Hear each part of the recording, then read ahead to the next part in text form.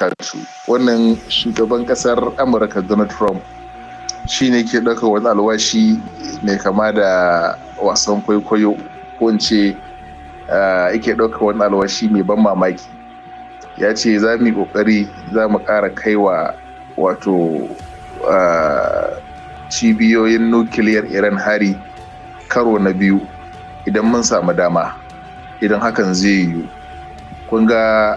wannan kalmar if necessary din, in ya zama dole sai an kai ga hakan, ya nuna muku matsi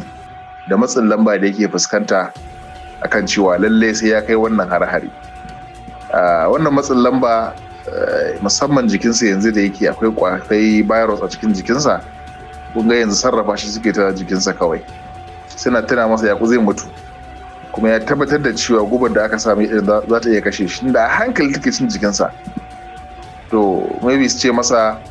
a kai harin nan maka allura ka warke, ko kuma